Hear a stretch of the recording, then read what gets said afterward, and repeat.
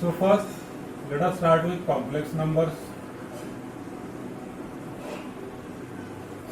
So we'll see some important points one by one. First point is this: under root of minus a into under root of minus b.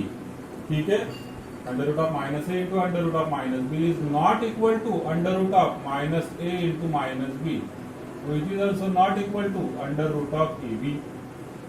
ठीक, क्योंकि हम generally क्या करते हैं, under root में जो भी नंबर है एक ही अंडर रूट में ले लिया। तो जब हमने एक अंडर रूट में ले लिया तो क्या हो जाएगा, under root minus a into minus b, minus minus plus हो जाएगा, अंडर रूट ए भी होगा। लेकिन ऐसा नहीं होता है। Why? So will write it down here. Under root of minus a into under root of minus b is what? It is equal to, now under root of minus a is I under root a into under root of minus b is I under root b. So it becomes how much? It becomes I square under root ab. And now see, I square is nothing but minus 1. So it becomes minus under root ab. So you have to always remember that under root of minus a into under root of minus b is not equal to under root ab, but it is equal to minus under root ab. Clear? Let us take second point.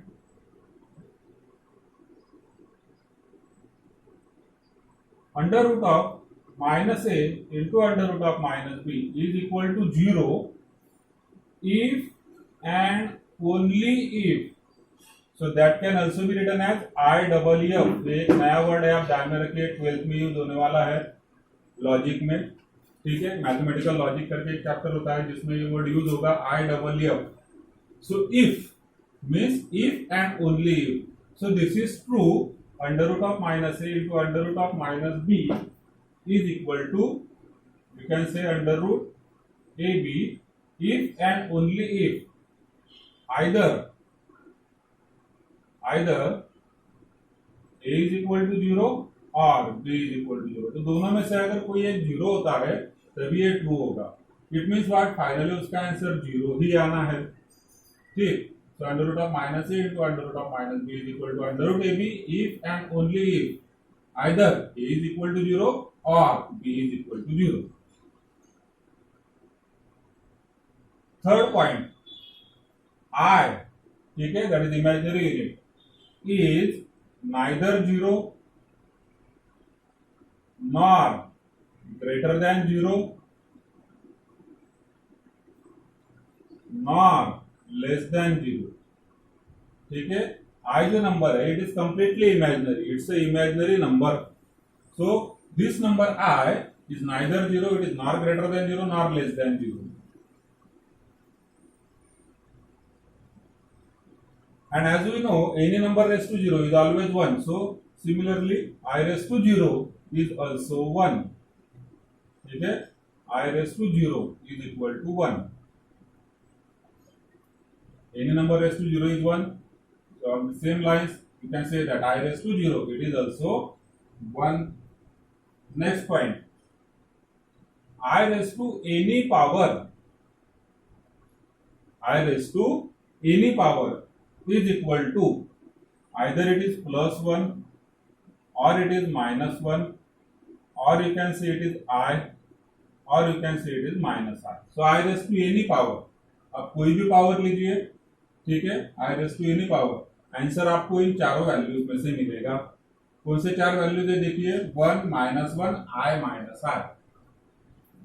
6 point, I raised to 4n is equal to 1. ठीक है, so I raised to अगर 4 का multiple होगा so it is equal to 1. It means what? I raised to 4 1 हो जाएगा. I raised to 8 वो भी 1 होगा. I raised to 12 वो भी 1 होगा. Now from this we can find out I raised to 4n plus 1. So it is 1 into I, that is equal to I. I raised to 4n plus 2, it is equal to I square, that is minus 1. I raised to 4n plus 3 is equal to minus I. And I raised to 4n plus 4 is equal to 1 again. As you can see after this, ठीक है, ये चार values है हमारे, i raised to 4n 1 होता है, i raised to 4n plus 1 i, 4n plus 2 minus 1, 4n plus 3 minus i, and 4n plus 4 से क्या हुआ, values start repeating from this point. देखिए i raised to 4n plus 4 is again 1. अब 4n plus 5 होगा तो i, 4n plus 6 होगा तो minus 1. In this way it moves. ठीक है, तो ये एक हमारे लिए शॉर्टकट होता है. We can use i raised to 4n equal to 1 for finding out these powers. Clear?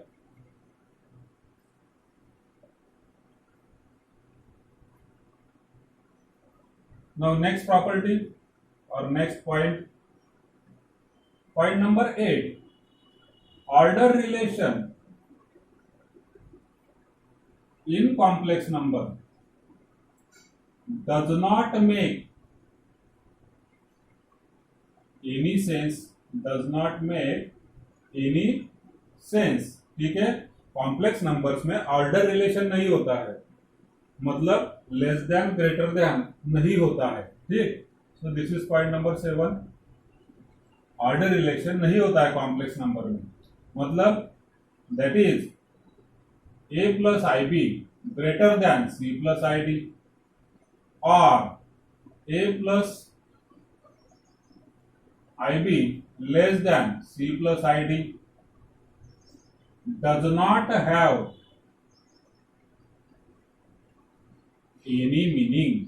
इनका कोई भी मीनिंग नहीं होता है. ठीक है, मतलब कॉम्प्लेक्स नंबर हम एक दूसरे के साथ कंपेयर नहीं कर सकते हैं. कॉम्प्लेक्स नंबर में खाली इक्वेलिटी एग्जिस्ट करती है, इनइक्वालिटी एग्जिस्ट नहीं करती है. ठीक, देन पॉइंट नंबर 8.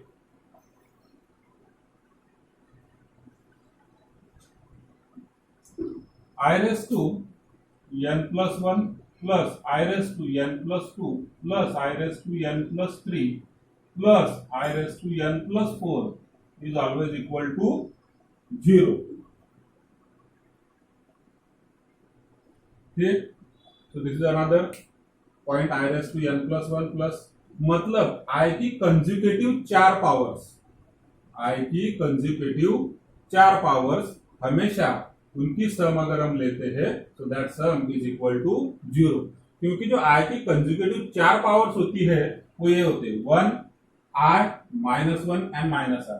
अब देखिए इन चारों की सम करिए, क्या होगा, 1 -1 कट हो जाएगा, i -i कट हो जाएगा, तो ऑब्वियसली आंसर क्या आएगा, 0.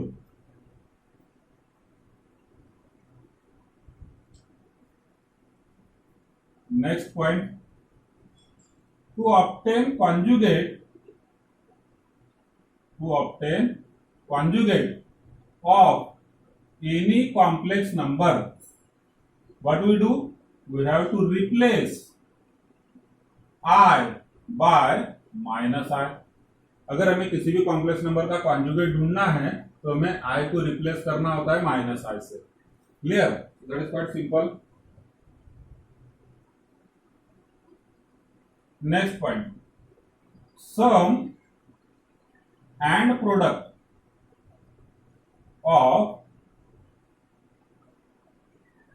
two complex conjugates. ठीक है, sum and product of two complex conjugates is wholly real. अगर कोई भी दो कॉम्प्लेक्स कॉन्जुगेट्स की हम या तो सम करते हैं, मतलब कि एडिशन करते हैं, या फिर हम इनका प्रोडक्ट करते हैं, दैट इज मल्टीप्लिकेशन करते हैं, तो जो आंसर आता है हमारा, it is always real. That is what you can see here. देखिए एक कॉम्प्लेक्स नंबर है a plus i b, plus मैंने कर दिया उसका conjugate, that is a minus i B.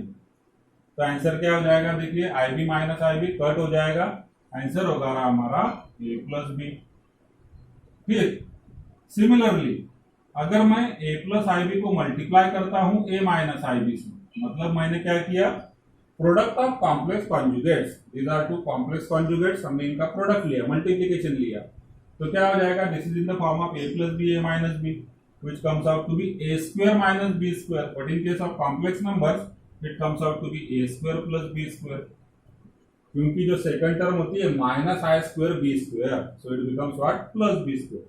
Now this जो फर्स्ट है हमारा a i b minus i b cut होने के बाद a plus a it becomes 2a, and जब मल्टीप्लीकेशन हम करते हैं तो हो जाता है a square plus b square. Now both these numbers are real numbers. कहीं पर भी आई नहीं आया है. Clear? So when we add two complex conjugates, we get real number. When we multiply two complex conjugates, we also get real numbers. That is point number 10. Next point.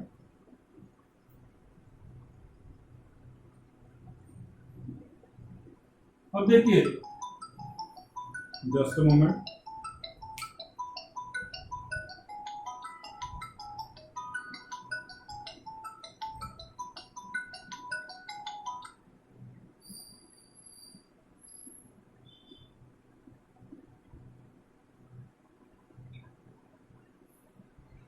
Z lies in first quadrant,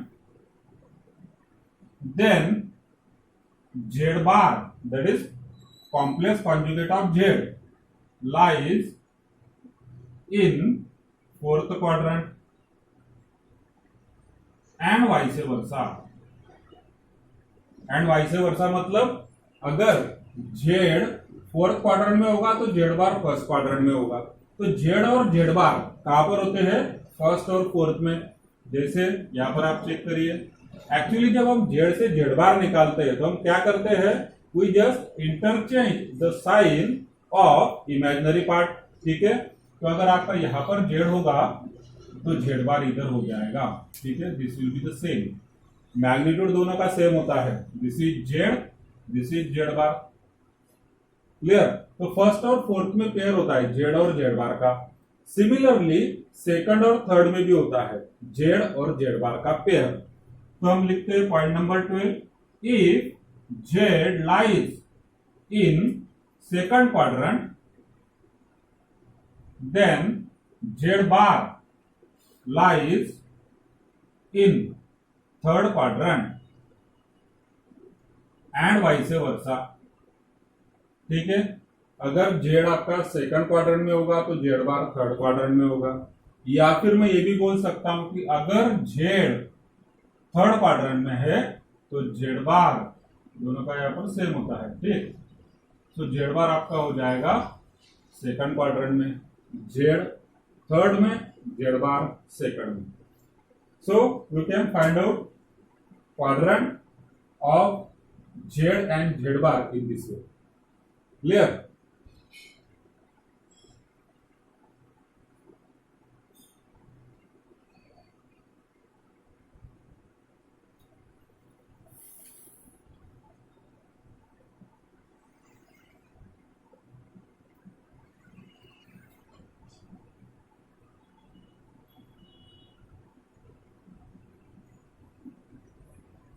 The point number 13 is if mod Z equal to 1, then Z is unimodular. Z is unimodular. Complex number एक word ध्यान में रखिएगा. mod Z equal to 1 मतलब क्या हुआ कि modulus of Z is 1, that is unique. So that's why it is called as unimodular complex number.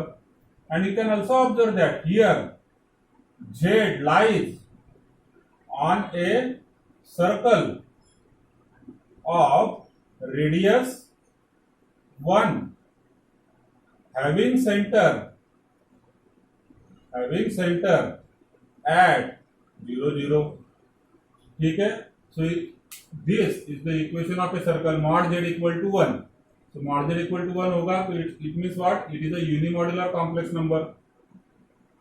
And this Z lies on a circle of radius 1. Unit radius का circle होगा जिसका कि centre होगा origin पर, that is 0 0 पर. Next point, if f of Z. Now what is this f of Z? f of Z means function of Z. ठीक है, function of Z. Now what is function of Z? अब function किसी भी तरीके का होता है, जैसे Z स्क्वायर होगा या फिर हम बोल सकते हैं Z minus Z cube. 2z plus 3. So all these are what? All these are different functions of z. Clear? So these are called as functions of z. So if f of z is unimodular, if f of z is unimodular, मतलब f of z का modulus और what you can say magnitude is how much? It is 1, क्योंकि यूनिमॉडुलर है. ठीक, तो अगर f of z का modulus या फिर मैग्नीट्यूड 1 होगा तो क्या होता है? In that case then what you can say f of z is equal to cos theta plus I sin theta. अगर f of z यूनिमॉड्यूलर होगा मतलब कि उसका मॉडुलस 1 होगा, so f of z can be expressed as cos theta plus I sin theta. अब ये ऐसे क्यों होता है? देखिए आपको मालूम है किसी भी कॉम्प्लेक्स नंबर को जब हम पोलर फॉर्म में लिखते हैं तो पोलर फॉर्म क्या होता है आपका r in bracket cos theta plus I sin theta. और अगर यूनिमॉड्यूलर होगा, यूनिमॉड्यूलर मतलब इसकी मॉडुलस 1 हो जाएगी, तो r की वैल्यू यहाँ पर 1 हो जाएगी. So 1 into bracket is nothing but this bracket, that is cos theta plus I sin theta. So this happens in case of a unimodular complex number.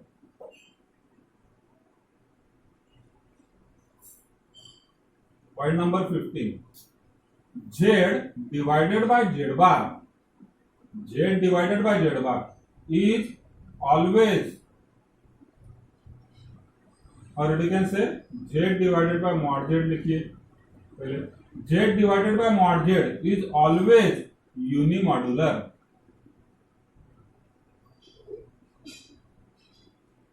Z divided by mod Z is always unimodular. अभी exactly ये concept क्या है इसको समझते हैं. z divided by mod z, it is always unimodular. Now see, कोई भी एक अगर आप z लेते हैं, लेट अस से उसका मैग्नीट्यूड जो है this z is having magnitude 7. Complex number जो z है इसका मैग्नीट्यूड कितना है? 7 है. तो हम क्या करते हैं, उस कॉम्प्लेक्स नंबर को उसके मैग्नीट्यूड से मतलब कि 7 से डिवाइड आपने कर दिया, तो इसका आंसर जो होगा इसका मैग्नीट्यूड 1 हो जाएगा. जस्ट फॉर एग्जांपल आपको क्लियर कर दो, z is equal to 1 plus r. ठीक है, ये तो हो गया z. अब मॉड z कितना होगा? Mod z is nothing but under root a square plus b square. So it is 1 1, a and b both are 1, so comes out to be root 2. Clear? Now z divided by mod z is how much? z कितना है? It is 1 plus r and divided by mod z is root 2. Clear? तो अब ये जो number आया है this is again a complex number. ये फिर से कॉम्प्लेक्स नंबर हो गया. कौन सा कॉम्प्लेक्स नंबर है? This is equal to 1 by root 2 plus 1 by root 2 i. Clear? ये तो हुआ z अपॉन मॉड z जो कि 1 by root 2 plus 1 by root 2 i है. अब इसका अगर हम मैग्नीट्यूड निकालते हैं, इसका मैग्नीट्यूड, क्योंकि यूनिमॉड्यूलर होने के लिए हमारे लिए क्या जरूरत है? यूनिमॉड्यूलर होने के लिए इस पर्टिकुलर फंक्शन का मॉडुलस 1 होना चाहिए. हम देखते हैं इसका मॉडुलस कितना आता है. So mod of z divided by again mod z, इसका मैंने क्या कर दिया? मॉडुलस ले लिया. तो आपको राइट हैंड साइड पे मॉडुलस का फार्मूला यूज करना पड़ेगा. क्या होता है मॉडुलस का formula? Under root a square plus b square. a कितना है? 1 बाय रूट 2. b कितना है? 1 बाय रूट 2. तो a स्क्वायर क्या होगा? 1 बाय रूट 2 का square, that is 1 by 2 plus b square, तो 1 बाय रूट 2 का square, it is again 1 by 2 and 1 by 2 plus 1 by 2 is 1. और 1 का अंडर रूट करेंगे तो क्या होगा? 1 हो जाएगा. So we say that z divided by mod z is always unimodular. आप कोई भी यहाँ पर कॉम्प्लेक्स नंबर लीजिए z, ठीक है, और अगर आप z अपॉन मॉड z करेंगे तो ये हमेशा यूनिमॉड्यूलर ही होगा. क्यों ऐसे होता है? It is similar to, let us say ये जो मेरे पास हाथ में पेन है, ठीक, दिस इज z कंप्लीट, और इसका मॉड z मतलब कि मैग्नीट्यूड लेंथ मैं बोलता हूं कि 5 है. कितना है? 5. तो जब मैं इस नंबर को 5 से डिवाइड कर दूंगा तो ऑब्वियसली मैग्नीट्यूड कितना हो जाएगा? 1. 10 होगा तो 10 से डिवाइड कर दूंगा तो हो जाएगा 1, 100 होगा तो 100 से डिवाइड कर दूंगा तो हो जाएगा 1। मतलब किसी भी कॉम्प्लेक्स नंबर को आप उसके मैग्नीट्यूड से डिवाइड कर दीजिए, so you will get what, unimodular complex number.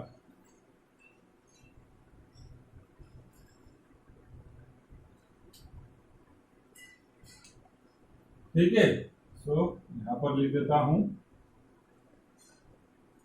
But this is true जब भी हम देखते हैं रेशियो के फॉर्म में, अगर कोई भी हम फार्मूला या कोई भी प्रॉपर्टी अगर लिखते हैं, वहां पर एक कंडीशन होती है कि Z is not equal to u, क्योंकि अगर जेड जीरो होगा तो डिनोमिनेटर जीरो हो जाएगा, डिनोमिनेटर जीरो होगा तो फंक्शन नॉट डिफाइंड होगा, तो डिनोमिनेटर कभी भी जीरो नहीं होना चाहिए।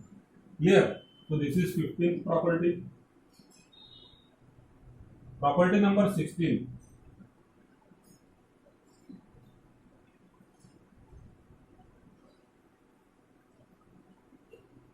Order relation.